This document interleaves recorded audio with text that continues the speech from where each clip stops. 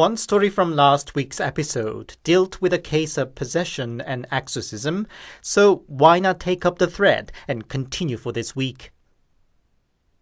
The film Exorcist had left us such an impactful image that we tend to think possession means losing the entire control of your mind and body to an entity. But going through various stories, I see there are many different shapes and levels of a spiritual entity attaching and impacting one's life. From a decade-old case that is akin to a viral infection that only flares up under certain condition, to it affecting just a particular part of the body. And just like a treatment of a disease, different conditions call for different ways to treat it. The emphasis in today's collection is on these different ways of cleansing rituals. How to get rid of the spirit that pests in and around you, basically. And they are indeed quite different from the ones we are most used to, that is consisted with a lengthy verbal battle and religious relics as repellent. I'm pretty sure you'll find them amusing. So, here are 4 allegedly true accounts about various cases of possession and exorcism. As always, handpicked, translated and narrated by host, Anthony.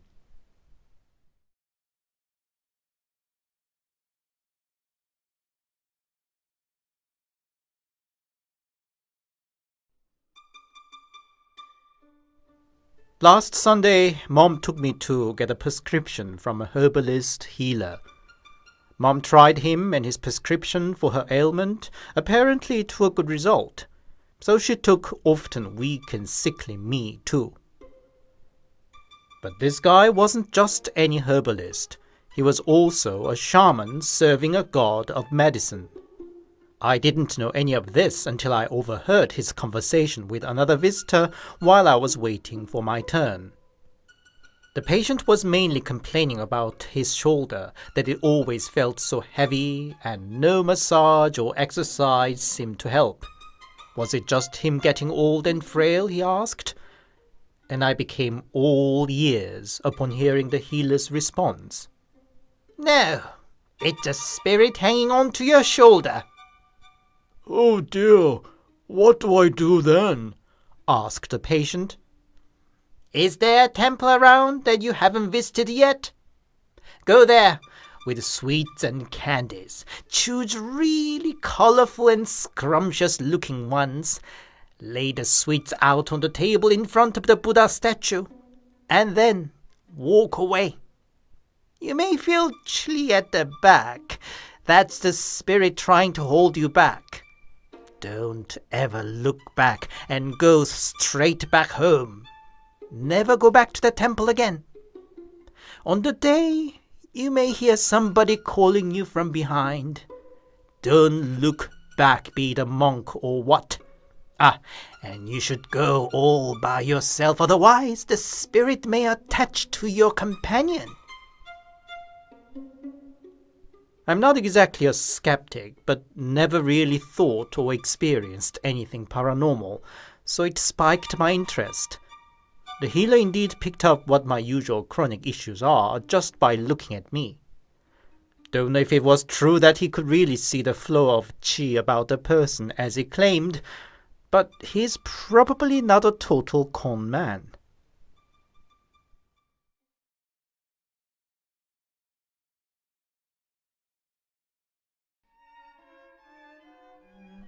I don't have exact recollection of the incident myself because it happened when I was just 1 year old. So the account is based on what my parents told me. One day, Dad was driving back home late after work. Then he saw a young woman waving for hitchhiking. There's a public park on the way, and the woman pleaded to give her a lift there. Dad agreed, and the woman gave him a small sum of money as a sign of gratitude before she got off at her destination. As Dad starting the car again, he was struck by a strange sense of chill. He looked around and noticed the woman who just got off a few seconds ago was gone and nowhere to be seen. He even got off himself and looked around, but there was absolutely no trace. It creeped my dad out, and he hurriedly drove off.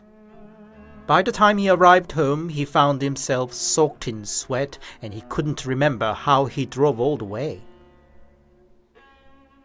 And since that day, I and my brother, who is a year older, fell ill with fever and diarrhea for no apparent reason. Doctors couldn't diagnose what was wrong with us either. A few days later, Dad brought his car for the regular maintenance, and the garage owner looked around the car and abruptly asked, Did you give a ride to something weird? It caught Dad by surprise. The owner had apparently the third eye or something. Dad talked about the woman he picked up a few nights earlier and showed the money paper the woman gave him too. The garage owner took the money, and I'm not sure what he did exactly, but apparently he chanted some spell or so, and Dad saw the image of that strange woman manifesting right in front of his eyes. The garage owner handed a string of beads he was wearing to shivering Dad and told him to take a taxi home. Now Dad suspected his son's strange ailments had also something to do with the encounter with a woman. He visited a monk of the Buddhist temple he was well acquainted with and asked for an advice. Without any further information, the monk asked Dad if he didn't give a ride to a woman. He said the woman wasn't a human, and the woman had attached herself to the family, creating ailments and misfortunes. The monk then proceeded to prescribe a solution. Basically, Dad should prepare a simple bowl of rice with some cooked vegetable and 7 coins. They were to be the last meal and travel money on the way to the underworld for the woman. Bring them certain amount of steps eastwards and perform a little ritual. When it was all done, Dad should throw a kitchen knife at the front gate of the house. Should it fall with its tip facing the direction out of the house, it meant the woman was gone. Dad followed the instruction, and knife directed outside by the 3rd attempt, and the following morning, both I and my brother recovered as if nothing had happened.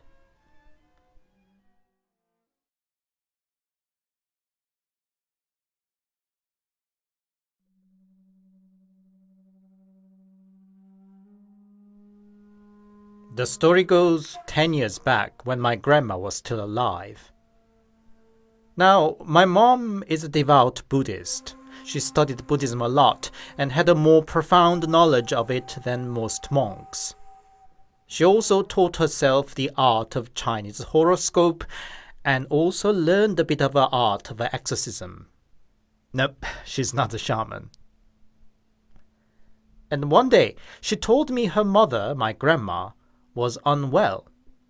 Up until that point, Grandma kept her good health. She lived with my mom's younger sister and would always welcome me with a bright smile when I come to visit her. But she was already over 90, and I feared if the time had come for her. But what Mom suggested was that it wasn't just any old illness.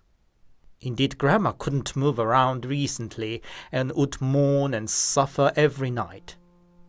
But then she told Mom, "When I sleep, I get this dream. Some brute sits there at the corner of the room and glares at me and tells me to come with him."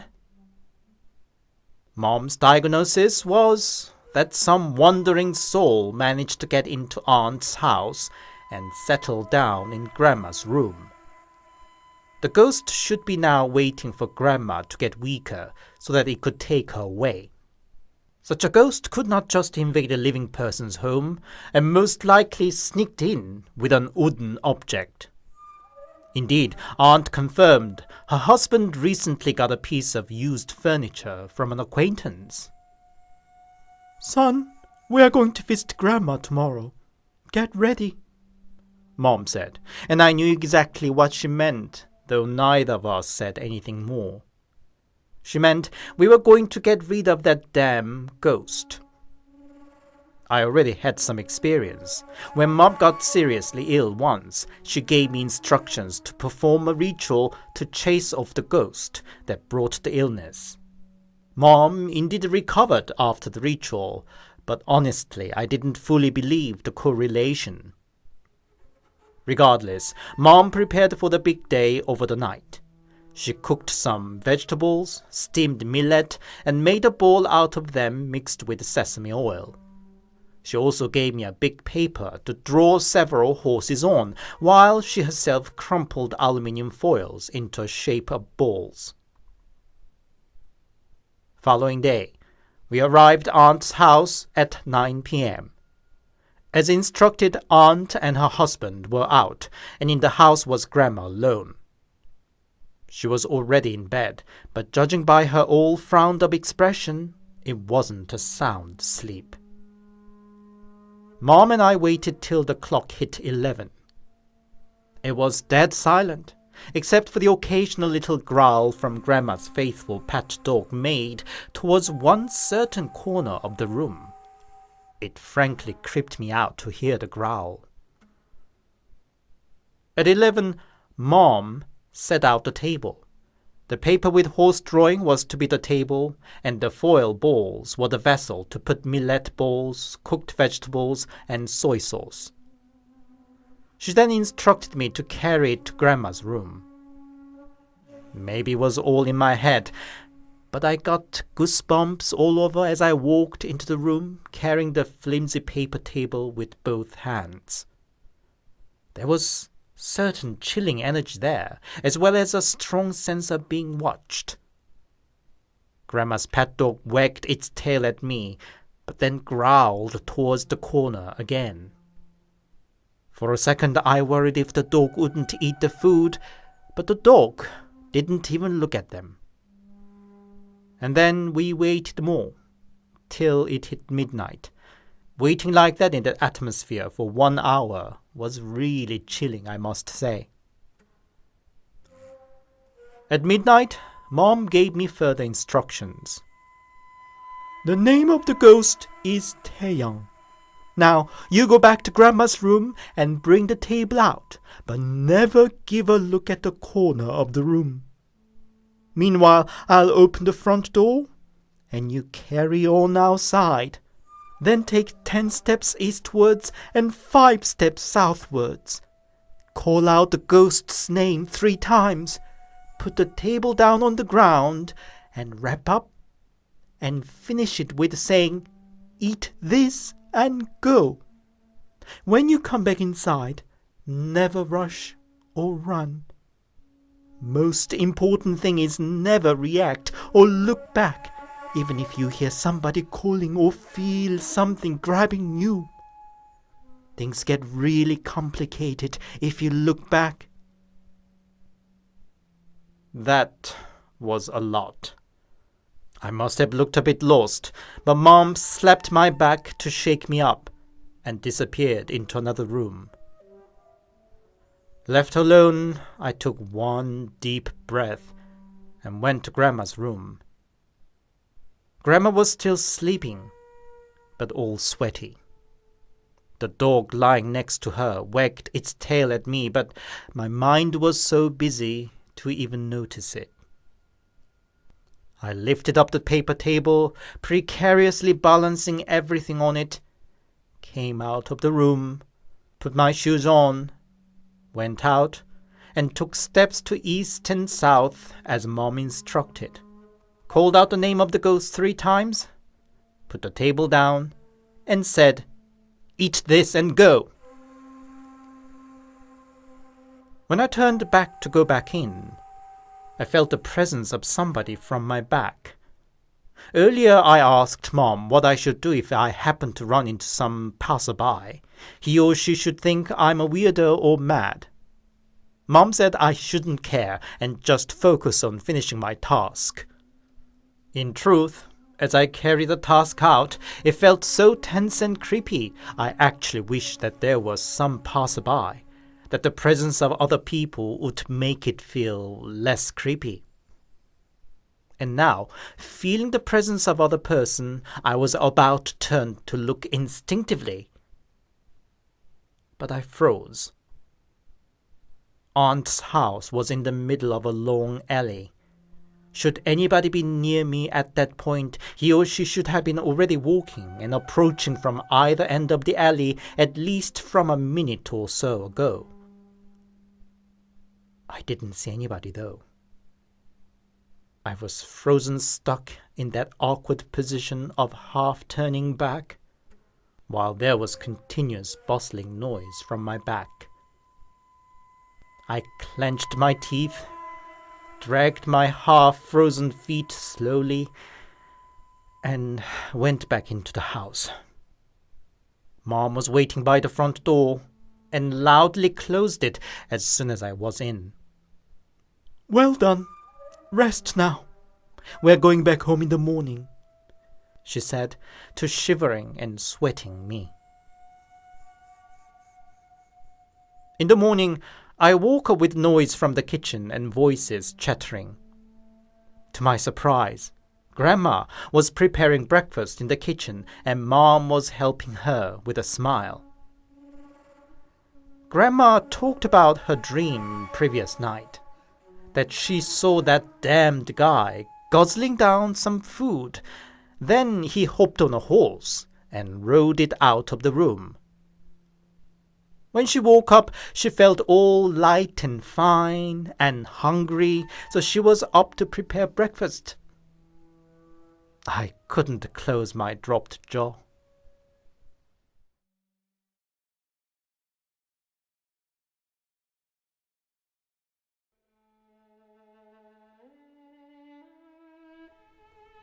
I never believed in ghosts or paid attention to spiritual matter. I may follow my parents to Buddhist temple a couple of times a year, but I myself am not particularly religious. I still don't believe in paranormals, but I'm not so sure anymore because of my girlfriend of past 3 years. We live together. Neither of us are green and young anymore. I really appreciate that she accepts and understands my past. She's quiet, calm, we connect really well, and I enjoy just being with her. There are some strange quirks, though. When we quarrel, she flips totally like she's entirely a different person. She would swear, punch the wall, and scream regardless of what time in the day. Even weirder is her memory becomes sketchy too when she has a temper fit. A few times I try to record the situation to show her later as a proof, but as soon as I push the record button, she would flip back to her usual calm and low-speaking self. At first I just thought she must have an uncontrollable temper. But aside from those explosive temper, there are moments that leave me baffled or even creeped out. She would occasionally talk to herself, sometimes even with a giggle. The giggle would be sometimes more of a sneer with the twitches of contempt. In those moments, her face itself transforms into something different from the person I love. It creeps me. Or yet other times, she seems to lose control over her lust, whether it's for food, sex, or stuffs. Again, in those moments, she's nothing like the woman I've known and loved for 3 years. Another abnormality is her sociability, or lack thereof, shall I say. I run a small startup business, and girlfriend helps me at work too. And she really doesn't get on with other staffs. It boiled over recently when girlfriend's sister came to help me with the work. Her sister is a genius type, really smart. Because we are not officially married, I don't join any family gatherings or visit girlfriend's family, but I was of course introduced to them over the years, and her sister would send us a gift on the New Year's Day. So I had no clear idea what kind of relationship girlfriend had with her sister. Girlfriend hated her sister around. She would spit out really terrible swears and curses to her sister in front of every other staff at work. I just didn't know how to deal with such a situation at all. In the end, I told girlfriend not to come to work last weekend, and it led to a quarrel. She threw things, screamed, and even tried to jump off the balcony. Then she ran out and came back at 3 a.m, only to crouch down in the balcony. It of course left me anxious and took a long time to persuade her to come back to bed. So I came to work on Monday without her, but I felt I couldn't really deal with it anymore. I asked girlfriend's sister if we could talk in private to discuss about the situation. She quietly listened to me explaining what happened on weekend, and took some time before she spoke. "Please, don't get shocked," was her first line. Girlfriend's family wasn't religious, but her sister alone is a devout Christian. When they were young, the sisters couldn't be closer, never having a fight. But into girlfriend's early adulthood, she started having temper fits when something wasn't to her liking. Threats to kill, breaking stuff, just out of control. It was such a shock to everybody because it was so different from the girl they've known. Parents tried to get her psychological evaluation, but girlfriend defiantly rejected. She anyway behaved totally normally other than temperamental moments, so they just hoped that it was a passing phase. Then one day, sister came back home from work and found girlfriend attacking their mom as if to really kill her. Sister was shocked and desperate, so she jumped in, grabbed girlfriend down, and said her prayer to God out loud. But nobody was ready for what followed. While her parents and sister watching, girlfriend's eyes slitted upwards, her tongue darted out like a snake, and she cursed her sister in a monstrous voice. But when her mother took out her phone to record this unbelievable sight, girlfriend flipped back to her normal self. Her sister asked an elder of her church for help. When he visited their home and chanted a prayer, girlfriend cursed profanity again, but in a different kind of voice. And it was once again witnessed by every family member. Desperate to find a solution, their parents also started attending the church. But all was in vain, and girlfriend moved out from the family home. Her sister thanked me that she sees her little sister got much calmer after she'd met me, and that was one of the reasons she gladly came to help with my business too. But she finished her story with a warning that it would never be easy to keep the relationship with her sister. Considering my usual character, I would have scoffed at such a story and simply dismissed it. But seeing her account exactly matching my own observation, I couldn't deny the unlikely idea of possession. Since the conversation, I searched through all I can, from manic depression, schizophrenia, to possession and various accounts. And the more I read them through, the more I'm convinced that my girlfriend could be possessed. I don't know.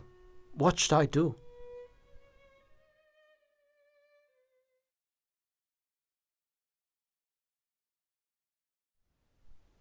Hi, it's Anthony here, and thank you very much for listening.